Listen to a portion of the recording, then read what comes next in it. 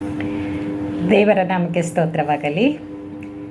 ನಿಮ್ಮೆಲ್ಲರಿಗೂ ಯೇಸು ಕ್ರಿಸ್ತನ ನಾಮದಲ್ಲಿ ವಂದನೆಯನ್ನು ಸಲ್ಲಿಸುತ್ತೇನೆ. ಈ ದಿನದ ಧ್ಯಾನದ ದೇವರ ವಾಕ್ಯವು ಯೋಹಾನನು ಬರೆದ ಸುವಾರ್ತೆ 3ನೇ ಅಧ್ಯಾಯ ವಚನ 16. ದೇವರು ಲೋಕದ ಮೇಲೆ ಎಷ್ಟೋ ಪ್ರೀತಿಯನ್ನಿಟ್ಟು ತನ್ನ ಒಬ್ಬನೇ ಮಗನನ್ನು ಕೊಟ್ಟನು. ಆತನನ್ನು ನಂಬುವ ಒಬ್ಬನಾದರೂ ನಾಶವಾಗದೆ ಎಲ್ಲರೂ ನಿತ್ಯ ಜೀವವನ್ನು ಪಡೆಯಬೇಕೆಂದು ಆತನನ್ನು ಕೊಟ್ಟನು ಎನ್ನುವಂಥ ವಾಕ್ಯ. ಪ್ರಿಯ ದೇವಜನರೇ, ಈ ಒಂದು ವಾಕ್ಯವು ಎಲ್ಲರಿಗೂ ಗೊತ್ತಿರುವಂಥದ್ದೇ, ಎಲ್ಲರಿಗೂ ಬಾಯಿಪಾಠ ಬರುವಂಥದ್ದೇ. ಯಾಕೆಂದರೆ ಚಿಕ್ಕವರಿರುವಾಗಿನಿಂದ ಈ ವಾಕ್ಯವು ಬಾಯಿಪಾಠ ಮಾಡ್ತಾ ಬಂದಿದ್ದೇವೆ. ಈ ಒಂದು ವಾಕ್ಯದಲ್ಲಿರಲಿಕ್ಕಿರುವಂಥ ಗುಪ್ತ ಅಂಶಗಳನ್ನು ಅಥವಾ ಇದರಲ್ಲಿರಲಿಕ್ಕಿರುವಂಥ ವಿಷಯಗಳನ್ನು ಈ ದಿನ ನಾವು ನೋಡಿಕೊಳ್ಳೋಣ. ಈ ಒಂದು ವಾಕ್ಯದಲ್ಲಿ ನಾನು 5 ಭಾಗಗಳನ್ನಾಗಿ ವಿಂಗಡಿಸಿದ್ದೇನೆ. ಮೊದಲನೆಯದು ದೇವರು ಎನ್ನುವಂಥದ್ದು. ಈ ವಾಕ್ಯದಲ್ಲಿದೆ ದೇವರು ಎನ್ನುವಂಥದ್ದು. ಅದಾದಮೇಲೆ ಲೋಕ ಎನ್ನುವಂಥದ್ದು. ಅದಾದಮೇಲೆ ದೇವರ ಪ್ರೀತಿ ಅನ್ನುವಂಥದ್ದು 3ನೇದು. 4ನೇದು ನಂಬಿಕೆ. 5ನೇದು ನಿತ್ಯ ಜೀವ ಎನ್ನುವಂಥ ಒಂದು ಶಬ್ದಗಳನ್ನು ಬೇರೆ ಬೇರೆಯಾಗಿ ವಿಂಗಡಿಸಿದ್ದೇನೆ. ಅದರಲ್ಲಿ ಈ ಒಂದು ಸಂದೇಶದ ತಲೆಬರಹ ದೇವರ ಪ್ರೀತಿ ಎನ್ನುವಂಥದ್ದು. ಅದಕ್ಕೋಸ್ಕರ ಮೊದಲನೇದಾಗಿ ನಾನು ತೆಗೆದುಕೊಂಡಿರುವಂಥ ಈ ವಾಕ್ಯದ ಮೊದಲನೆಯ ಶಬ್ದ ದೇವರು ಎನ್ನುವಂಥದ್ದಿದೆ. ನೀವು ಸತ್ಯವೇದ ತೆಗೆದು ನೋಡುವುದಾದರೆ ಈ ಶಬ್ದವನ್ನು ನಿಮಗೆ ಸಿಗುವಂಥದ್ದಾಗಿದೆ. ದೇವರು ಎಂದರೆ ಯಾರು ಎನ್ನುವಂಥ ವಿಷಯವನ್ನು ಒಂದು ಸ್ವಲ್ಪ ಹೊತ್ತು ನೋಡ್ಕೊಳ್ಳೋಣ. 1ನೇ ಕೊರಿಂಥದವರಿಗೆ ಬರೆದ ಪತ್ರಿಕೆ 8ನೇ ಅಧ್ಯಾಯ ವಚನ 6ರಲ್ಲಿ ದೇವರ ವಿಷಯವಾಗಿ ಬರೆಯಲ್ಪಟ್ಟಿದೆ. ನಮಗಾದರೋ ಒಬ್ಬನೇ ದೇವರಿದ್ದಾನೆ, ಆತನು ತಂದೆ ಎಂಬಾತನೇ. ಆತನು ಸಮಸ್ತಕ್ಕೂ ಮೂಲ ಕಾರಣನು. ನಾವು ಆತನಿಗಾಗಿ ಉಂಟಾದೆವು ಮತ್ತು ನಮಗೆ ಒಬ್ಬನೇ ಕರ್ತ, ಆತನು ಯೇಸು ಕ್ರಿಸ್ತನೇ. ಆತನ ಮುಖಾಂತರ ಸಮಸ್ತವೂ ಉಂಟಾಯಿತು. ನಾವು ಆತನ ಮುಖಾಂತರ ಉಂಟಾದೆವು ಎನ್ನುವಂಥ ವಾಕ್ಯವು ಬೈಬಲ್ನಲ್ಲಿ ನಾವು ನೋಡೋರಾಗಿದ್ದೇವೆ.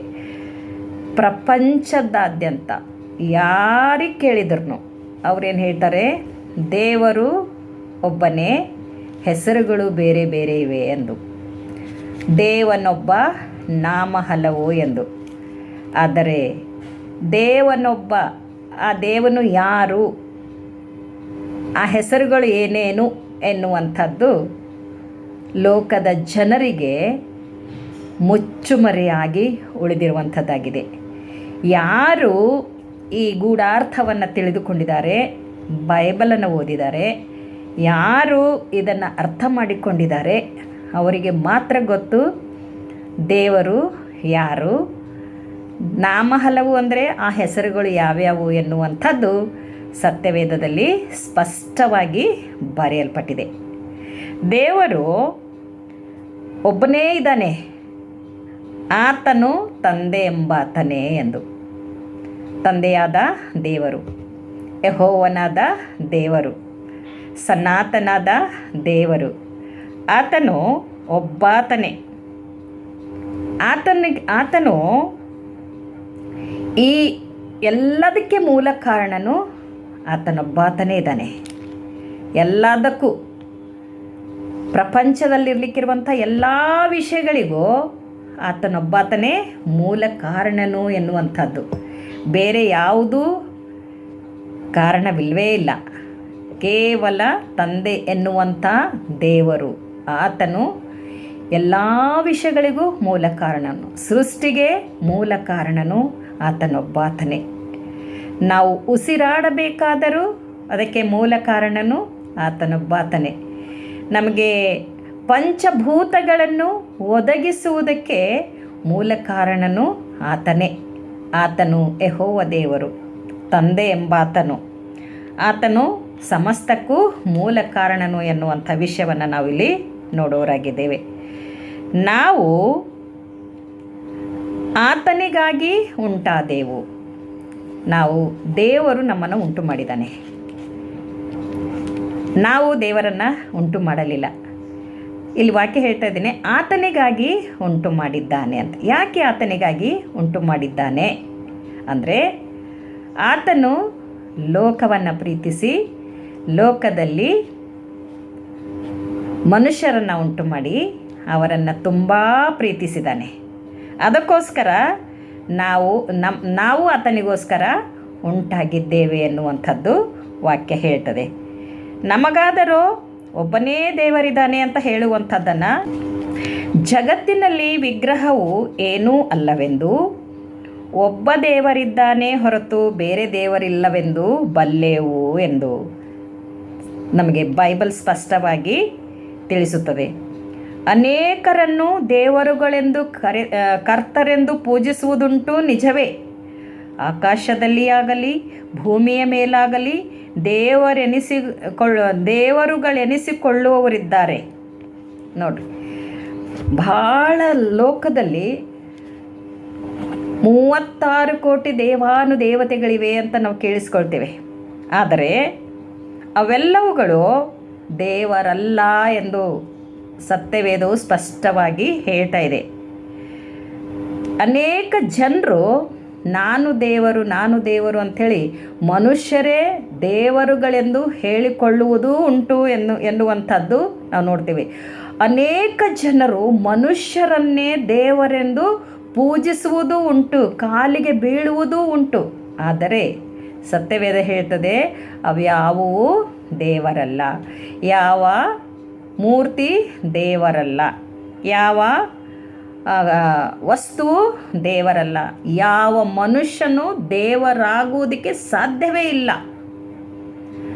ತಿಳಿಯದ ರೀತಿಯಿಂದ ಅನೇಕರು ಅಂಥ ಮನುಷ್ಯರಿಗೆ ಅಡ್ಡ ಬೀಳುವಂಥದ್ದನ್ನು, ಅವರ ಕಾಲಿಗೆ ಬೀಳುವಂಥದ್ದನ್ನು ನಾವು ನೋಡೋರಾಗಿದ್ದೇವೆ. ಆ ಮೂರ್ತಿಗಳಿಗೆ ಅಡ್ಡ ಬೀಳುವುದನ್ನು ನಾವು ನೋಡೋರಾಗಿದ್ದೇವೆ. ಆದರೆ ಬೈಬಲ್ ಹೇಳ್ತದೆ, ದೇವರು ಒಬ್ಬನೇ ಇದ್ದಾನೆ, ಆತನ ಹೆಸರು ತಂದೆ ಎಂದು, ಆತನ ಹೆಸರು ಯೆಹೋವ ಎಂದು. ಆದ್ದರಿಂದ ದೇವರು ಯೆಹೋವ ತಂದೆ ಎಂದು ಕರೆಯುವುದುಂಟು, ತಂದೆ ಮಗ ಪರಿಶುದ್ಧಾತ್ಮ ಎಂದು ಕರೆಯುವುದುಂಟು. ಆದ್ದರಿಂದ ದೇವರು ಈತನೇ. ಯಾರಂತಂದರೆ ತಂದೆ ಎಂಬಾತನೇ ಎನ್ನುವಂಥದ್ದು ಬೈಬಲ್ ಸ್ಪಷ್ಟವಾಗಿ ತಿಳಿಸ್ತದೆ. ಬೇರೆ ದೇವರುಗಳಿಲ್ಲ, ಮನುಷ್ಯರು ದೇವರುಗಳು ಅಲ್ಲವೇ ಅಲ್ಲ. ಈ ಸೃಷ್ಟಿಯನ್ನು ಸೃಷ್ಟಿಸಿದ ಸೃಷ್ಟಿಕರ್ತನೇ ದೇವರು, ಆತನು ತಂದೆ ಎಂಬಾತನೇ. ಮತ್ತು ಕೆಳಗಡೆ ಬಂದು ನಾವು ಅದೇ ವಚನ ನೋಡುವಾಗ, ನಾವು ಆತನಿಗಾಗಿ ಉಂಟಾದೆವು ಮತ್ತು ನಮಗೆ ಒಬ್ಬನೇ ಕರ್ತ, ಆತನು ಯೇಸು ಕ್ರಿಸ್ತನೇ. ಕರ್ತ, ಸೃಷ್ಟಿಕರ್ತ ಆತನು ಯೇಸು ಕ್ರಿಸ್ತನು. ಆತನಿಂದ ನಾವು ಉಂಟಾದೆವು, ಆತನ ಮುಖಾಂತರ ಸಮಸ್ತವೂ ಉಂಟಾಯಿತು ಎಂದು ಬೈಬಲ್ ತಿಳಿಸ್ತದೆ. ಸಮಸ್ತವೂ ಒಂದೂ ಬಿಡದ ಹಾಗೆ ಎಲ್ಲವೂ, ಭೂಮಿಯು ಅದರಲ್ಲಿರುವುದೆಲ್ಲವೂ, ಆಕಾಶವು ಅದರಲ್ಲಿರುವುದೆಲ್ಲವೂ, ಪಾತಾಳವು ಅದರಲ್ಲಿರುವುದೆಲ್ಲವೂ ಯೇಸು ಕ್ರಿಸ್ತನ ಮುಖಾಂತರ ಉಂಟಾಯಿತು. ಬರೀ ಬಾಯಿ ಮಾತಿನಿಂದ ಉಂಟಾಯಿತು. ಆದ್ದರಿಂದ ಇಲ್ಲಿ ಆತನ ಯೇಸು ಕ್ರಿಸ್ತನ ಸೃಷ್ಟಿಕರ್ತನಾಗಿದ್ದಾನೆ, ಆತನ ಮುಖಾಂತರ ಎಲ್ಲವೂ ಉಂಟಾಯಿತು, ನಾವು ಆತನ ಮುಖಾಂತರ ಉಂಟಾದೆವು ಎಂದು ನಾವು ದೇವರ ವಿಷಯವನ್ನು ತಿಳಿದುಕೊಳ್ಳುವವರಾಗಿದ್ದೇವೆ. ಮತ್ತೆ ಹಿಂದೆ ಬರೋದಾದರೆ, ಯೋಹಾನನು ಬರೆದ ಸುವಾರ್ತೆ 3ನೇ ಅಧ್ಯಾಯ 16ನೇ ವಚನದಲ್ಲಿ ದೇವರು ಲೋಕದ ಮೇಲೆ ಎಷ್ಟೋ ಪ್ರೀತಿಯನ್ನಿಟ್ಟು ಅಂತ ಹೇಳುವಾಗ, ಲೋಕ ಎನ್ನುವಂಥದ್ದನ್ನು ನಾವು ಈಗ ನೋಡೋಣ. ಲೋಕ, ಆದಿಕಾಂಡ 2ನೇ ಅಧ್ಯಾಯ 1ನೇ ವಚನ. ಆದಿಕಾಂಡ 2ನೇ ಅಧ್ಯಾಯ ವಚನ 1ರಲ್ಲಿ ಈ ರೀತಿಯಾಗಿ ನೋಡ್ತೇವೆ, ಹೀಗೆ ಭೂಮ್ಯಾಕಾಶಗಳು ಅವುಗಳಲ್ಲಿರುವ ಸಮಸ್ತವೂ ನಿರ್ಮಿತವಾದವು. ದೇವರು ತನ್ನ ಸೃಷ್ಟಿ ಕಾರ್ಯವನ್ನು ಮುಗಿಸಿಬಿಟ್ಟನು ಎನ್ನುವಂಥದ್ದು.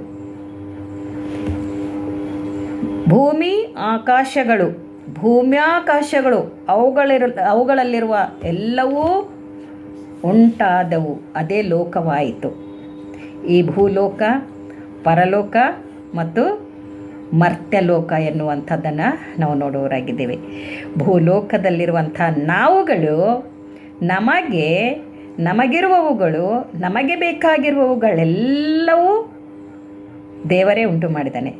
ಸೃಷ್ಟಿಕರ್ತನಾದ ಯೇಸುವೇ ಉಂಟು ಮಾಡಿದ್ದಾನೆ. ಅದಕ್ಕೆ ನಾವು ಲೋಕ ಎಂದು ಕರೆಯುತ್ತೇವೆ. ಅದಾದ ನಂತರ 3ನೇ ಪಾಯಿಂಟು ದೇವರ ಪ್ರೀತಿ ಎನ್ನುವಂಥದ್ದನ್ನು ನಾವು ನೋಡ್ತೇವೆ. ದೇವರ ಪ್ರೀತಿ ಎಂಥದ್ದಾಗಿದೆ ಅಂತ ನಾವು ನೋಡುವಾಗ 1ನೇ ಯೋಹಾನ 4ನೇ ಅಧ್ಯಾಯ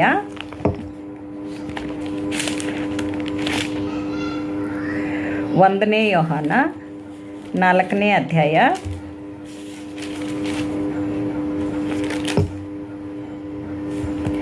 ವಚನ 10 ನೋಡಿಕೊಳ್ಳೋಣ. ಆತನು ನಮ್ಮನ್ನು ಪ್ರೀತಿಸಿ ನಮ್ಮ ಪಾಪ ನಿವಾರಣಾರ್ಥವಾಗಿ ತನ್ನ ಮಗನನ್ನು ಕಳುಹಿಸಿಕೊಟ್ಟದರಲ್ಲಿಯೇ ಪ್ರೀತಿಯ ನಿಜ ಗುಣವು ತೋರಿ ಬರುತ್ತದೆ ಎನ್ನುವಂಥದ್ದು. ದೇವರು ಈ ಲೋಕವನ್ನು ಪ್ರೀತಿಸಿದನು, ಲೋಕದ ಜನರನ್ನು ಪ್ರೀತಿಸಿದನು, ಲೋಕದಲ್ಲಿರುವವೆಲ್ಲವುಗಳನ್ನು ಪ್ರೀತಿಸಿದನು. ಪರಲೋಕ ಸಿಂಹಾಸನದ ಮೇಲೆ ಕೂತುಕೊಂಡು ಇಹಲೋಕವನ್ನು ಇಣುಕಿ ನೋಡಿ ಯಾರ್ಯಾರಿಗೆ ಯಾವ್ಯಾವ ಸಮಯದಲ್ಲಿ ಏನೇನು ಬೇಕು ಅದನ್ನು ಒದಗಿಸಿಕೊಡುವ ದೇವರು ಪ್ರೀತಿ ಸ್ವರೂಪಿಯಾಗಿದ್ದಾನೆ ಎನ್ನುವಂಥದ್ದನ್ನು ನಾವು ನೋಡ್ತೇವೆ. ಆತನು ನಮ್ಮನ್ನು ಪ್ರೀತಿಸಿ, ನಾವು ಪಾಪಿಗಳಾಗಿದ್ದಾಗ್ಯೂ ದೇವರು ನಮ್ಮನ್ನು ಪ್ರೀತಿಸಿದ್ದಾನೆ.